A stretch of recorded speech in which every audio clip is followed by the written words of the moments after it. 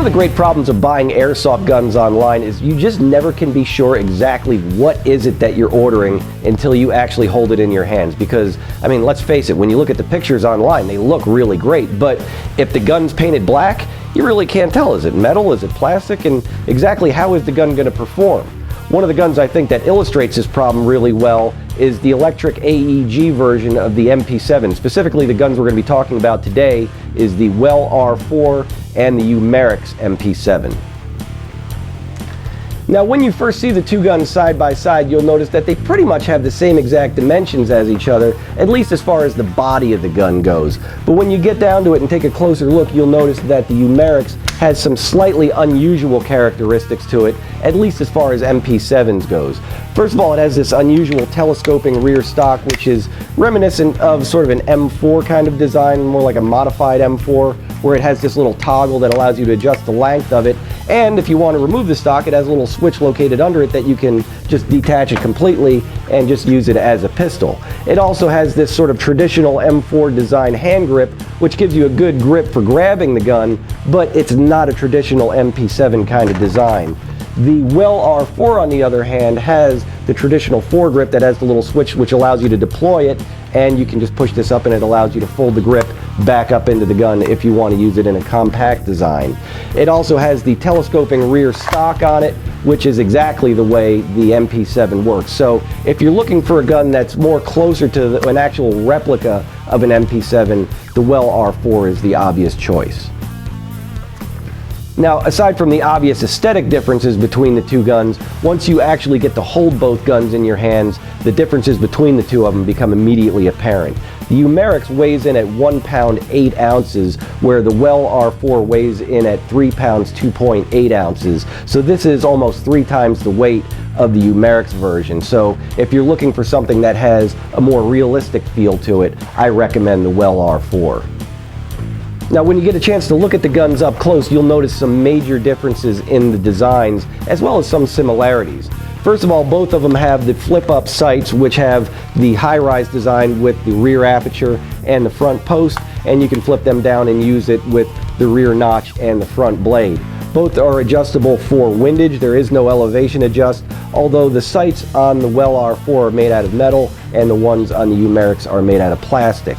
They both also have the same magazine catch, which is this German design that I've seen on the Walthers and the HKs, which operates in a downward fashion. It's sort of like a paddle where you just simply press it in a downward direction, allowing you to release the magazine.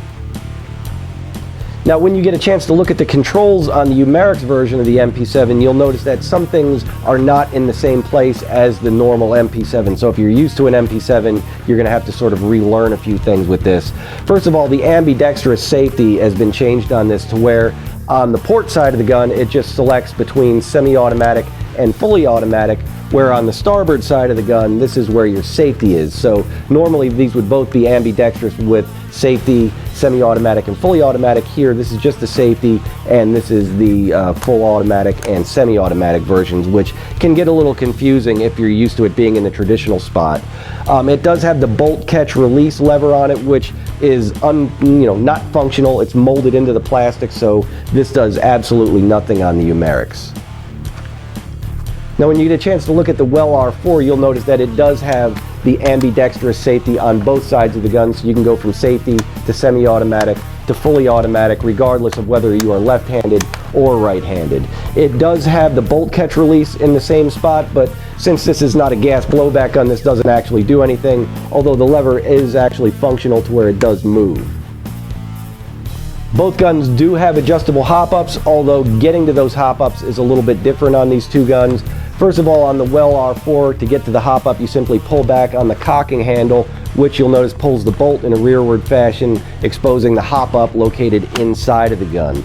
In order to get to the hop-up on the Umarex, it's located right on the outside of the gun with this little slider that's on this molded closed bolt section. So there is no cocking handle on the back of the gun and nothing moves here. So if you like that little bit of realism of actually having a cocking lever, the Well R4 is going to be your obvious choice. Both guns do have metal flash hiders located on the ends of the barrel, but the Well R4 goes an extra step where they give you more metal parts. You have all metal rails located on both sides as well as on the top, so if you want to add accessories like flashlights and lasers. The Umarex does have the rails as well, but they're made out of plastic and obviously not as durable.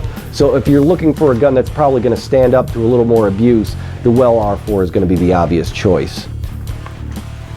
Now, the greatest selling feature for the Well R4 is unfortunately the one thing that you cannot appreciate on the internet, and that is the gearbox that's inside of it.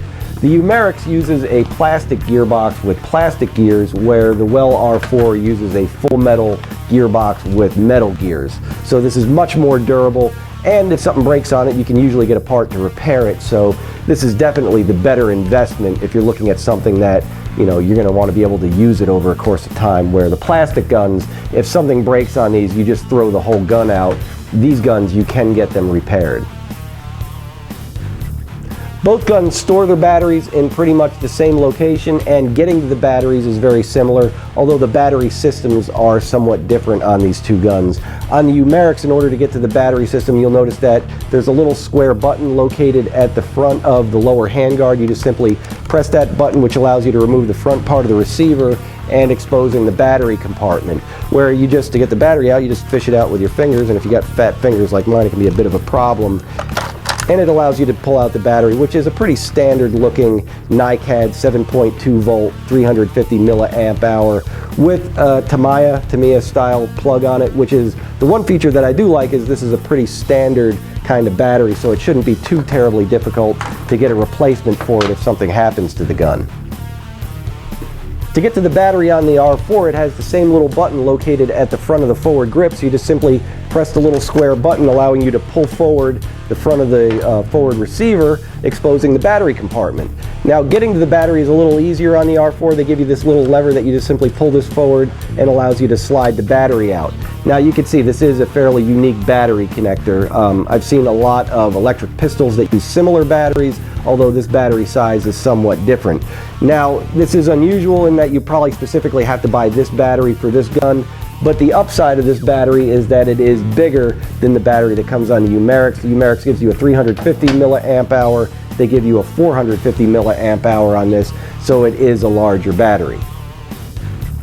To replace the battery into the R4, you have to make sure that, first of all, it's oriented properly. So check the end of the battery where the connector is. There's a little arrow on it. Just make sure that the arrow is pointing up, and then slide the battery into it.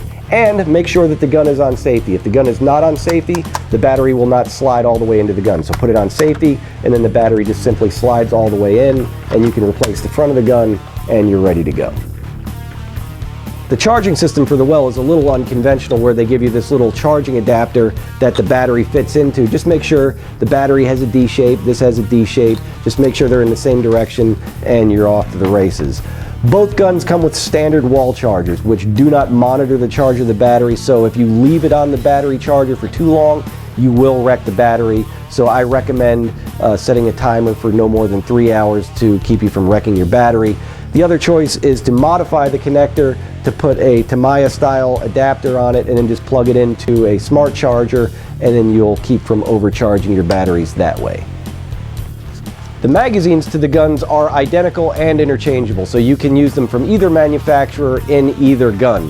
The only major difference is that if you buy the Well R4, it comes with a mid-cap magazine standard, which is a 32-round box magazine that you need to use a speed loader to load. If you want to get the high-capacity magazine, it's available separately, and like I said, you can use either brand in either gun. As far as the performance of both guns, it becomes immediately apparent that the Well R4 definitely gives you better overall performance when you fire both guns. First, the Umarex versus the Well obviously has a higher rate of fire, and it does give you a little bit better velocity, where the Umarex gives you about 150 feet per second. This gives you a little over 200 feet per second. So they're both fairly small gearboxes, so there's not a lot of leeway in the velocity that you can get out of these guns. But if you're using them for what they're intended for CQB, these are more than adequate. So that's the basic rundown on the Umarex MP7 and the Well R4. And I know a lot of people would see both of these online and think, yeah, I can save a few bucks and get the same gun. Well, you're really not getting the same thing. You know, you might spend a few more dollars for this gun, but anybody that's come down here and felt both guns and tried both of them automatically go for the R4 over the Umarex because it's just a superior product. You know, and that's the great thing about the arena down here, where you actually get to try everything before you buy it, where you might see the stuff online, but you really don't know until the package arrives, where here, when you walk out the door, you know exactly what you're buying, and you're a lot happier for a lot longer. If you can't get down here to the arena, you can check us out online at replayairsoft.com, but come on down and try out the arena. So until the next time, don't let the bastards get you down.